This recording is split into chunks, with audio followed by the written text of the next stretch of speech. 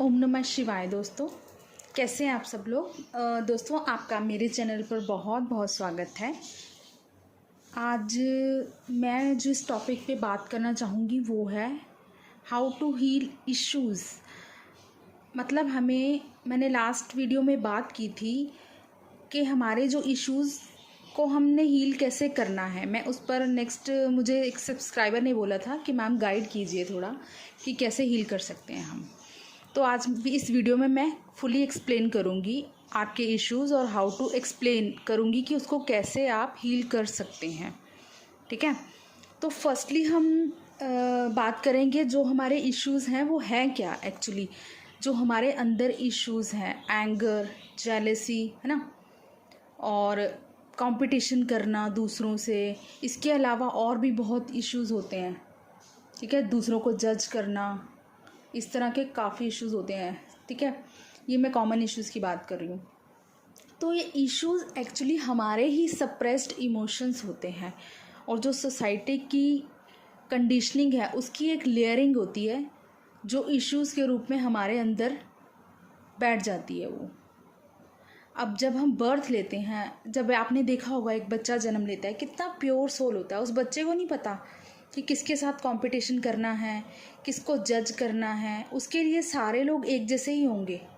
वो बच्चा प्यार को देखेगा। अगर आप उसे एक थप्पड़ भी लगा देंगे ना, थोड़ी देर बाद वो फिर आपके पास लौट के आएगा। उस अपने मन में वो बिल्कुल भी नहीं रखेगा कि इसने मुझे मारा था, मुझे इसके पास नहीं जाना है या कुछ ऐसा। वो बच्चा आप अपनी माँ से और लोगों से सिर्फ प्यार का ही रिलेशन है उसका। वो प्यार को समझ रहा है। उसको नहीं पता कि तो जो इश्यूज़ हैं वो हमारे ही सप्रेस्ड इमोशंस हैं। ठीक है, इसीलिए पहले तो इन सप्रेस्ड इमोशंस, ज़रूरी नहीं है कि ये सब लोग हमारे इसी लाइफ टाइम के हमारे इश्यूज़ हैं, जो भी हमारे अंदर प्रॉब्लम्स हैं। ठीक है, कुछ इश्यूज़ हमारे डीएनए में होते हैं। डीएनए से मतलब हमारी फैमिली में या पिछले आपके जो एंसेस्टर्स हैं उनसे मिले होते हैं आपको।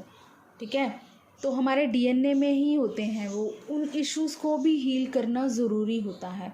इसीलिए बोला जाता है कि अपने डीएनए की हीलिंग कीजिए। ठीक है, डीएनए हीलिंग इसलिए ज़रूरी है क्योंकि इसमें एंसेस्टर्स के इश्यूज़ होते हैं, वो भी हम कैरी किए होते हैं इस लाइफ टाइम में भी। इसके अलावा हमारे पास्ट लाइफ के भी कुछ इश्यूज़ होते हैं, जैसे पास्ट लाइफ में कुछ चीज़ों का फोबिया हो गया या कोई ऐसा फियर हो गया जो हमें था, वो भी हमें इस लाइफ टाइम में हम लोग कैरी करके लाए होते हैं।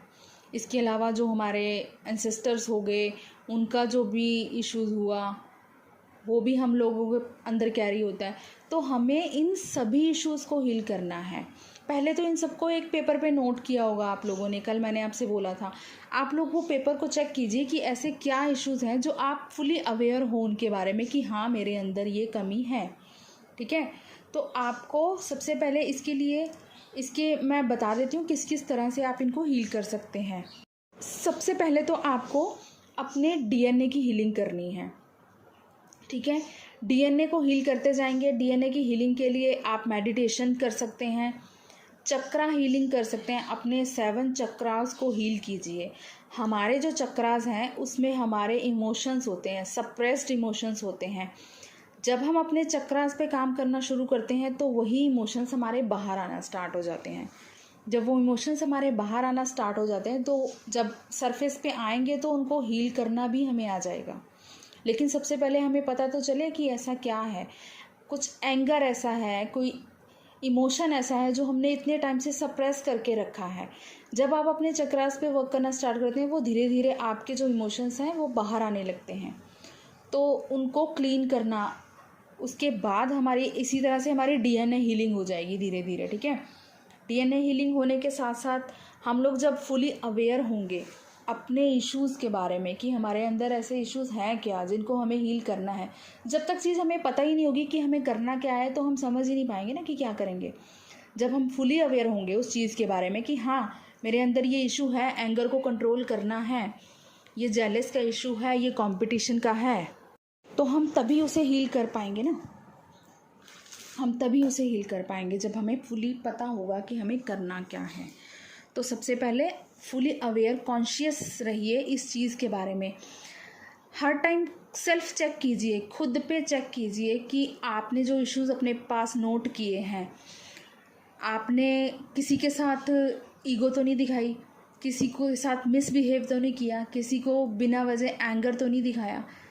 हर टाइम थोड़ी थोड़ी देर बाद खुद को ही सेल्फ चेक करते रहिए।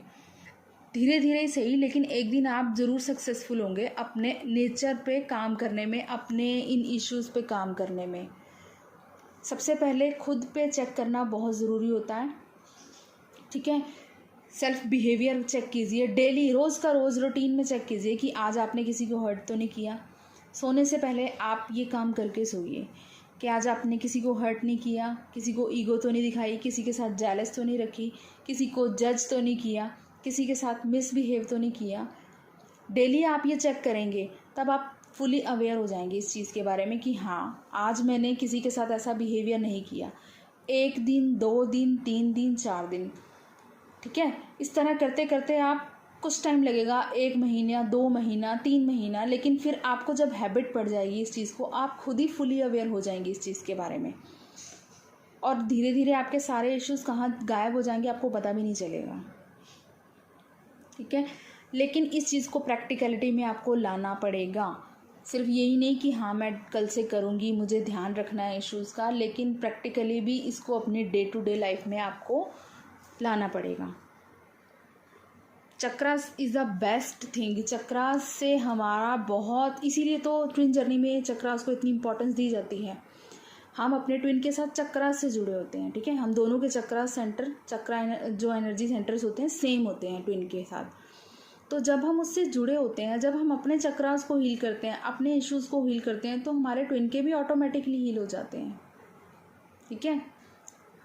इस तरह से आपको मेन यही बताया जाता है कि अपने चक्रास पे काम कर दिए। मेन जो हमारे इश्यूज होते हैं, हमारे सप्रेस्ड इमोशंस के रूप में हमारे ही चक्रास में एम्बेडेड पड़े होते हैं, तो उन्हें हमें बाहर निकालना है।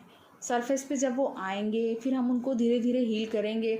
वक्त लगेगा। देखिए फ्रेंड्स, बिल्कुल हिम्मत नहीं हारनी है इस चीज़ में, बहुत ही पेशेंस का काम है। ट्विन जर्नी में पेशेंस का होना बहुत ज़रूरी है। खुद के इश्यूज़ को हील करना, खुद के बिहेवियर को एकदम चेंज करना, अपने आप पे काम करना इतना आसान नहीं होता है, लेकिन उससे पहले खुद को एक्सेप्ट करना ज़रूरी होता है। अपने इश्यूज़ को एक्सेप्ट कीजिए, सबसे पहले नोट कीजिए, उस पर काम करना स्टार्ट कीजिए, अपने चक्रास पे काम करना स्टार्ट कीजिए। इससे आपकी डीएनए हीलिंग भी होगी, ठीक है, और आप लोग अपने इश्यूज़ को भी हील कर पाएंगे धीरे धीरे। तो इस तरह से और भी बहुत से इश्यूज़ हैं, लेकिन सबसे पहले आप लोग नोट डाउन कीजिए उसे, ठीक है। मेन यही है कि जब आप फुली अवेयर होंगे उस चीज़ के बारे में, आप उसे अच्छे से हील कर पाएंगे। रात को डेली सोने से पहले आपको खुद के बिहेवियर को चेक करना है कि आज सारा दिन में मैंने किसके साथ कैसा बिहेव किया, कैसा रिएक्ट किया, किसके रिएक्शन पे। ये सब आप रोज़ रात को सोने से पहले आप लोग चेक करके सोया करें। इससे आपकी एक तो सोल को भी सेटिस्फेक्शन रहेगी कि हाँ मैंने सारा दिन में क्या किया क्या नहीं किया, और जहाँ आपकी गलती होगी आपको समझ भी आ जाएगी। अगले दिन आप और इम्प्रूव करेंगे। धीरे धीरे इम्प्रूव करते करते एक दिन आप फुली सक्सेसफुल होंगे इस चीज़ में, अपने इश्यूज़ को हील करने में, ठीक है फ्रेंड्स। तो इस तरह से आप अपने इश्यूज़ को हील कीजिए और वर्क कीजिए खुद पे। Best of luck to all of you. और एक दिन आप ज़रूर सक्सेसफुल होंगे, बिल्कुल हिम्मत नहीं हारनी है। पेशेंस के साथ खुद पे काम कीजिए, ठीक है। God bless you all, love you all friends.